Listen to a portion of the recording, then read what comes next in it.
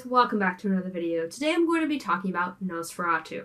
Nosferatu, or better known by its official title, Nosferatu, A Symphony of Horror, came out in 1922. It is a German expressionist silent film, and it is a foundation of vampire media today. Without Nosferatu, it would be a whole nother world. So, today I'm going to be talking about the backstory of how Nosferatu came to be and the controversy that it ignited.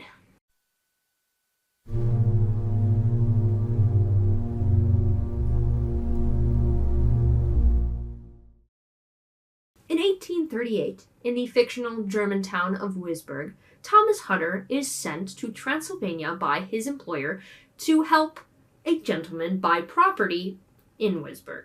While embarking on this journey, he comes across an inn and mentions where he is going, and the townspeople are nervous, scared. Thomas rides a carriage to the castle and meets with Count Orlok. While Thomas is eating dinner, he cuts himself on a knife, and the Count reacts quite aggressively and tries to suck the blood off his finger. The next morning, he wakes up with puncture marks in his neck that he explains away as mosquitoes, but we all know that Orlok was chowing down on his guest. That night, Orlok signs the paperwork so he can, purchase his home. He noticed a portrait that Thomas carries with him of his wife, Ellen, and he is enthralled with Ellen. He thinks she is gorgeous, even complimenting that she has a lovely neck. Thomas reads a book about vampires and starts to think that Count Orlok might be a vampire.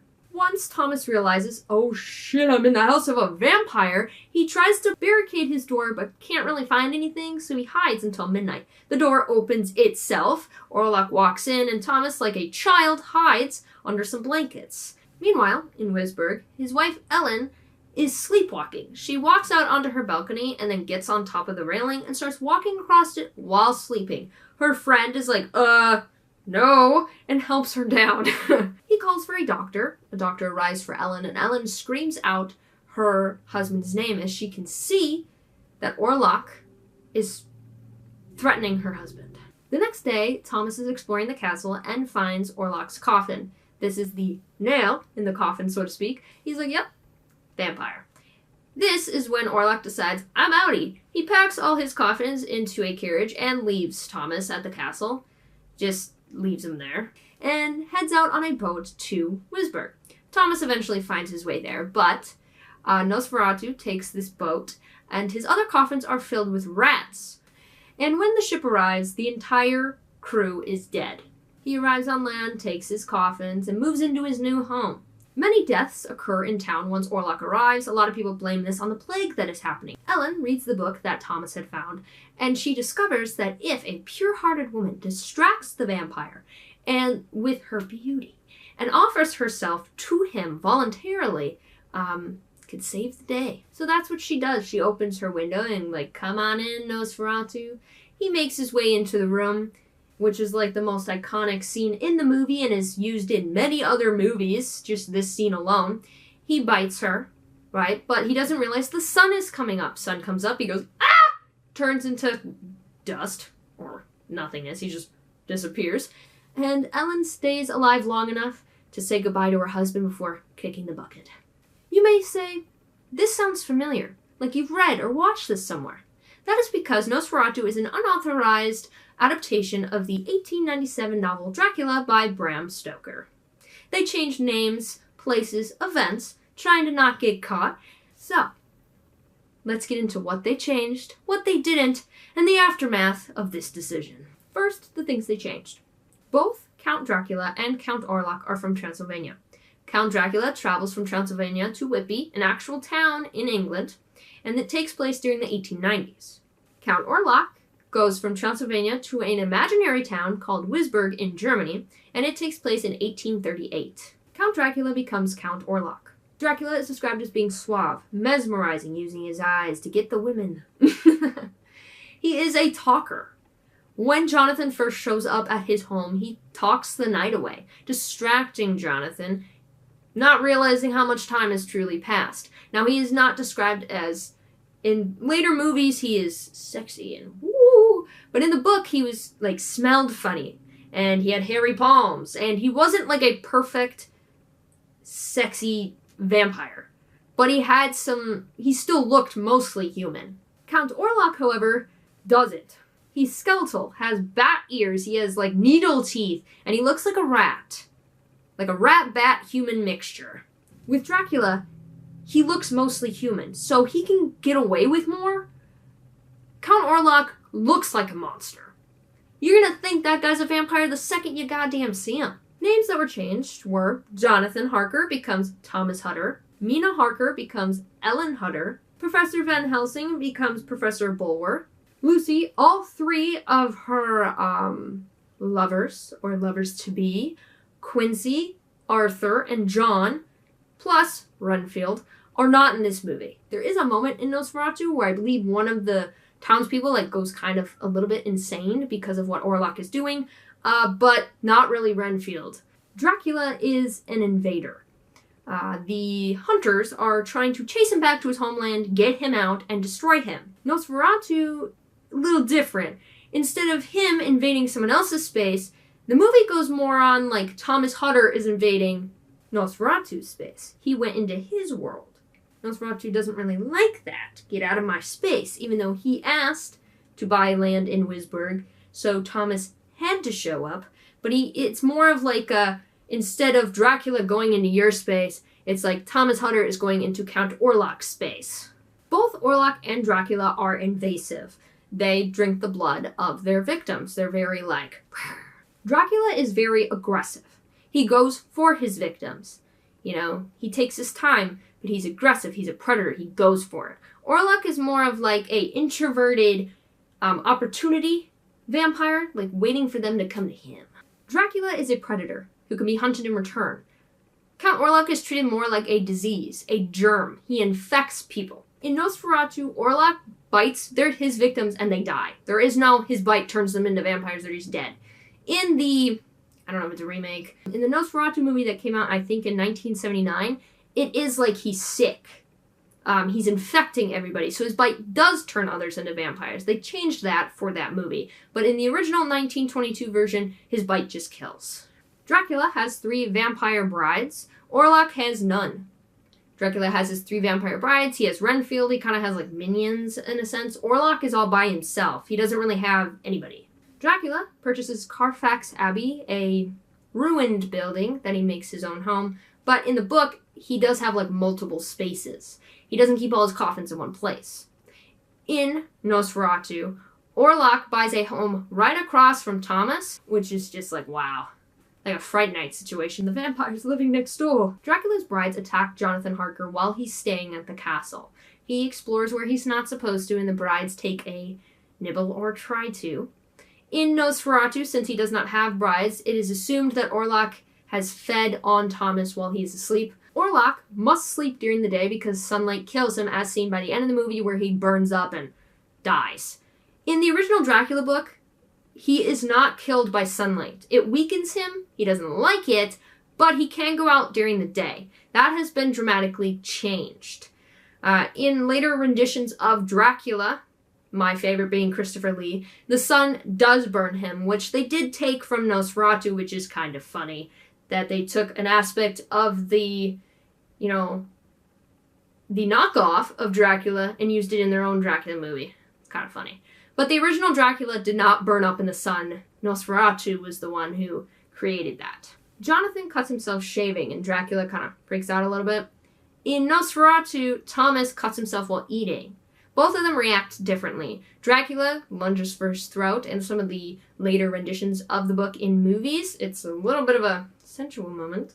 Nosferatu kind of just like, ooh, I want to suck on your finger. Dracula attacks Lucy first. He slowly drains her of her blood, eventually turning her into a vampire. She's known as the Blue Fur Lady, and she is like seen attacking children. Lucy is eventually killed by her 3 suitors and Van Helsing. She is staked in the heart, decapitated, and put garlic in her mouth. Obviously, Lucy does not exist in Nosferatu, so this just doesn't happen. Van Helsing has a large part to play in the Dracula book. He is the one called to take care of Lucy and Mina. He's the one who suggests putting garlic flowers around the windows. He helps defeat Dracula. He's like a big part of the whole story. The version of him in Nosferatu has a very small part. He's there, but he doesn't really do much. He's just kind of like, hey. Both Jonathan and Thomas escape the castles. Jonathan is basically left to die with the brides. He eventually escapes and finds himself in a hospital. He's not a big part of the book after that. It's mostly like the battle that happens with everyone else, and then Jonathan is like, I'm still here. In Nosferatu, he just leaves Thomas there. Like, there's no one gonna hurt Thomas. He's just there. So Thomas rushes back to his wife and his town to try and see if he can stop this vampire dude from killing people. The endings of the two medias are also quite different. After Dracula takes care of Lucy, he goes for Mina. He feeds on her multiple times, and she does eventually drink his blood. She's at the point of becoming a vampire if she dies. Now, her friend group is like, this ain't happening, man. We're not doing this. So they find Dracula's coffins, and they start putting, like, religious wafers in them, basically ruining them for Dracula. Dracula kind of figures out what they're doing and escapes with one of his coffins. Now, because Mina is on the verge of becoming a vampire, she has a connection to Dracula. They use this through hypnosis to follow Dracula across the sea. They split up. Mina and Van Helsing go to the castle, and the other group follow the boat. Eventually, a fight ensues, and Dracula is killed, saving Mina from becoming a vampire. Quincy is mortally wounded. I believe that Mina and Jonathan named their kid Quincy. So, Quincy lives on. Nosferatu ends differently, as I said earlier in the plot. Ellen reads Thomas's book and goes, I'm a pure-hearted woman. I'll save everybody. She opens her window, invites Nosferatu in, allows him to drink her blood, distracting him long enough for the sun to burn him up. Those are the things they changed. But there's things they didn't. Both have a man, Jonathan Harker and Thomas Hutter, that are tasked by their boss to travel to Transylvania to help fill out some paperwork so that a count can travel to their country. One goes to Britain and one goes to Germany, but they have the same job. Both of them stop by an inn or are meeting townsfolk. They tell them where they're going, who they're meeting, and they kind of freak the fuck out. Like, you don't want to go there. Both cut themselves in front of the vampire. Dracula lunges for Jonathan's neck, and Orlok lunges for Thomas's fingy. Both Dracula and Orlok notice that the man is carrying a portrait of his beloved, and both of them are enthralled by this lady. They just want her now. Both Dracula and Orlok abandon him at the castle. Dracula is a little more aggressive. He abandons him with vampire women. Thomas is kind of just left there like, see ya. Both travel by ship to get to their new homes, and both ships are found with their entire crew dead. Dracula kills the entire crew, and I believe that they explain, like, or try to explain that that Orlok's ship might have died from disease. His other coffins he was taking with him were filled with rats. It's possible that they died from plague, but also he probably ate them. Once the vampires get to town, people start dying. Dracula obviously is going for specific women, trying to turn them into his vampire brides because he loves to have them, and Orlok's just, like, eating people. And both die in the end. The film's producer, Albin Grau, was inspired to make this movie after learning about the war in Siberia during World War I. He formed a production company known as Prana Film and hired screenwriter Henrik Green and director Frederick Murnau to adapt Dracula into a movie. However, they did not get permission to do this. Bram had died in 1912. However, Florence was still kicking, and her and the estate were not allowing people to do movies, or I think they were trying to, like, once they found the right person to make this movie, obviously, one was made in 1931, Florence was like, you're not making a movie. And Prana Film was like, yes, we are. Although the book was actually public domain in the US because of a copyright issue, it wasn't in Germany where this movie was created. It wasn't public domain until 1962. Despite these restrictions, the three men decided that they were going to make this movie anyway, so they tried to change as much as they could to hopefully get away from copyright. Despite their efforts, they did not succeed. They had quite a lavish premiere in Germany in March of 1922. Now, I don't know how Florence figured it out or where she heard it from, but she discovered that they had made this movie.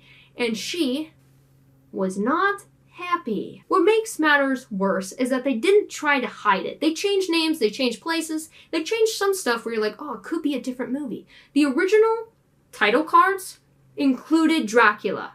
They literally gave themselves away. Florence promptly filed copyright infringement and sued them for $5,000 in damages.